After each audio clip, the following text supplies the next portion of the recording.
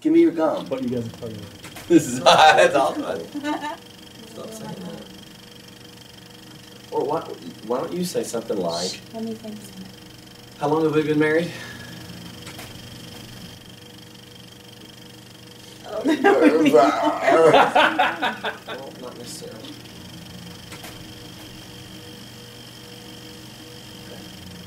We're going to have a marital implosion, divorce halfway through the series.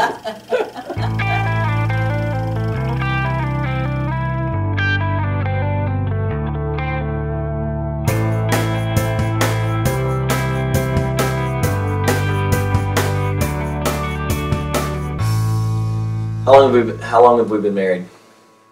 It'll be 18 years in August. Have they all been good years? No. What are some of the times that you remember that weren't so very good? Definitely our first year of marriage, and there have been a few brief times, I guess, since then, but Okay. not like a full year. What stands out to you? Let's see, think about that first year and a half or so of marriage. What stands out to you during that time? What was hard? Coming from just living with my mom and dad, moving straight out of that situation, living with the man I love, but also feeling like he was a father role instead of a husband role, I guess. What was I like during that time? You were used to being on your own. You wanted to do what you wanted to do when you wanted to do it, have it your way, and you wanted me to just roll with it. What was the word you used to describe that off camera a few minutes ago? A jerk. Yeah, I was a pretty big jerk during that time.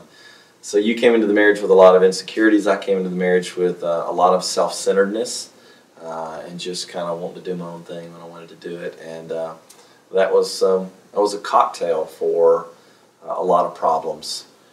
And so probably at a year and a half mark, I remember a distinct night where I woke up sometime around 2 or 3 o'clock in the morning and had been struggling for a while with all of my self-centeredness and kind of a loss of those feelings of love, that in-love state that people talk so much about when they first get married. And I remember, feeling very distinctly the loss of that sense and the loss of those emotions, if you will, and waking up 2 or 3 o'clock in the morning and going into the living room and sitting down and just kind of some despair of the soul, if you will. And I remember you came into the living room. Do you remember what I told you that night?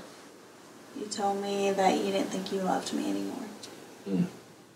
I remember saying, if I remember right, and you tell me if I'm remembering wrong here, but I think I remember saying, I don't love you, and I'm not sure that I ever loved you. Right. Thinking back to the reasons we got married and these kind of things, it looked to me at the time that, I don't know, I didn't have a real clear basis and a real clear foundation in my mind for why we had gotten married. I think I had those in-love feelings, but that was a pretty devastating time. How did you respond to that? I think I was in shock and hurt. Didn't really know how to handle it because although I have been angry with you at times over certain things, I don't ever remember feeling not in love with you. And I know that's not a feeling that's steady, but that wouldn't be the thing that would come to my mind. So it hurt. Yeah. What were we doing at this point in time? Do you remember what our life was like? What was I doing at the time for a career? Our first church. Yeah, I was a pastor of our first church. I was I guess 19. That was when we got married. Okay. By this time, you were probably 20, almost 21, and I was almost 24 at the time, and still still very, very young. But pastoring a church and realizing that we did not have it all together. And so what have... And I expected you to have it all together. Yeah, because my dad did. right. So I expected you to know how everything went, and I just go along with it. Right. So it's not how it went. Yeah, it wasn't at all. What is our growth, when you think about the growth we've experienced over the years and the way our marriage has changed, hopefully, I think, for the better. I think 18 years, we're very much in love. We have 6 wonderful children, and just love spending our time with each other and being with each other. And what would you think, or how would you describe the progression of our marriage over the past 16 years since that initial time? Trial and error. Trial and error, yeah. We've learned a lot about each other. We've learned a lot about how we process information. Mm-hmm. You process information a lot slower than I do, and you really think through and reason through in your head. Whereas I want to fix things really quick. I want quick solutions, and so over the years we've had all kinds of problems.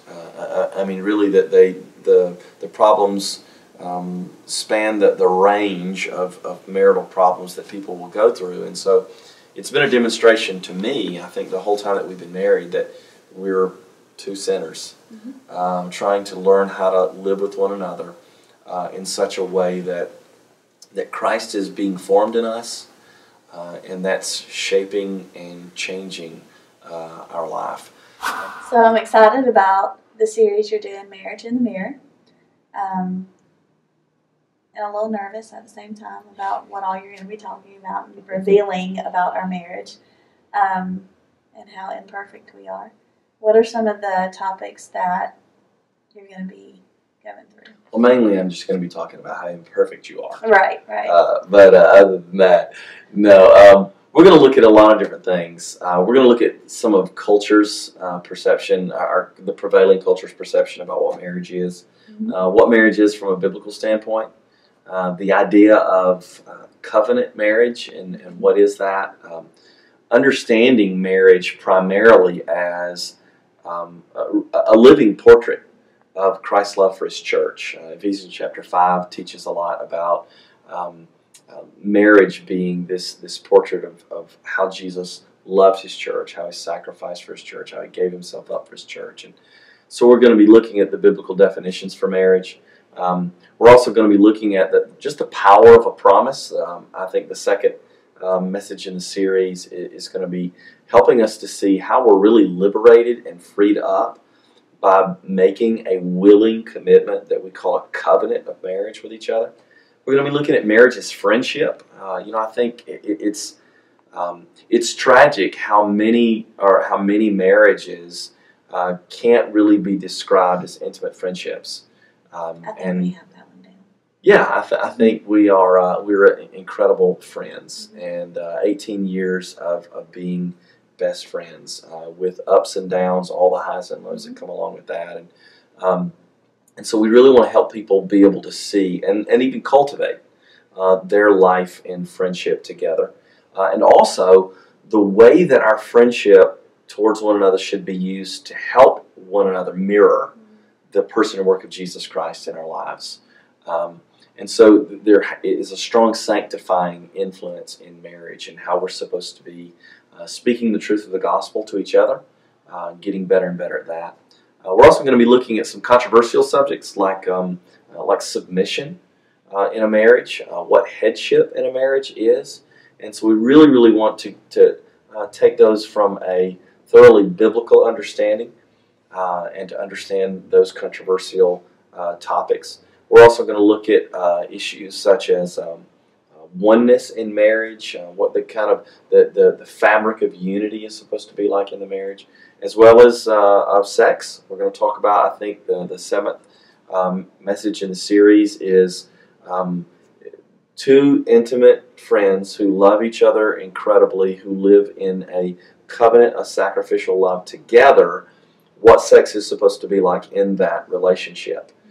So we're going to be looking at that, and we'll also look at what it's like to parent children together, which is probably the hardest thing that 2 individuals will ever do, is raising children to know and love the Lord together. And so these are some of the topics that we're going to be looking at. And what I really hope people take away from this series is to see the enduring nature of marriage.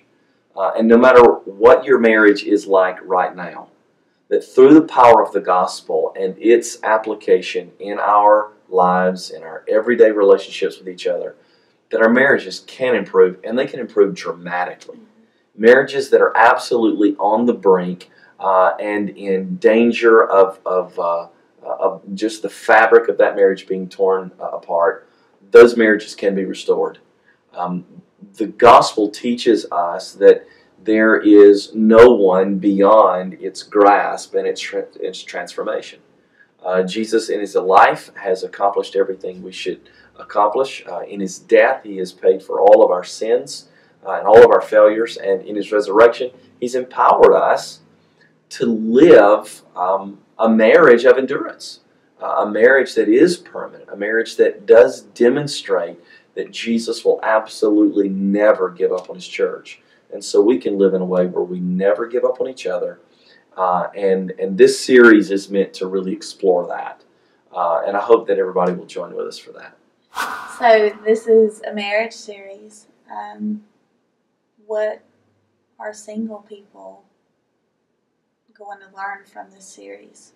Or, I mean, is there anything they can learn from this series? Yeah, that's a good question, because I think it's easy for single people to look at a marriage series and think, well, this isn't for them. Mm-hmm.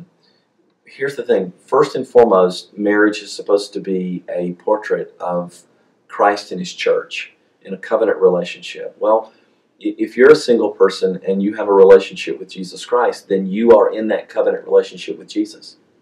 And so I think so many things in this series are going to be intensely applicable for singles as well, because they'll be able to see their relationship with Christ as his bride and how they're supposed to live in relationship with Jesus and how he has lived in his relationship to them. So I think there's going to be a lot of rich application for singles, not to mention the fact that many singles will be married at some point in time. And so little emphasis in today's culture is given to understanding what marriage is truly meant to be. So a lot of singles move into a relationship with another individual, and then it grows beyond that into a marriage relationship, and yet no one's ever really taught them what marriage should be like. And so they adopt the culture's prevailing perceptions about what marriage is. And so they go into marriage in that sense, and so they end up with a lot of unrealized expectations. They find that this seems far harder than they understood it to be on the outset, because they've received so little training about it.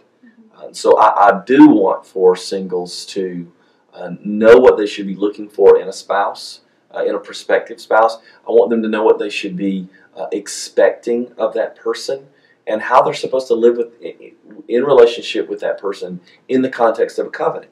And they should understand all of that because of the way Jesus relates to them in his covenant of grace with them. So I think there's a lot for singles to learn. I think there's a lot of applicational principles that they're going to get a great deal from. Now, I would be lying if I didn't say some things will be so specifically applied to people who are currently married. So some things will be like that. But I think the vast majority of things are going to be principles that can be applied across the board to singles and marrieds.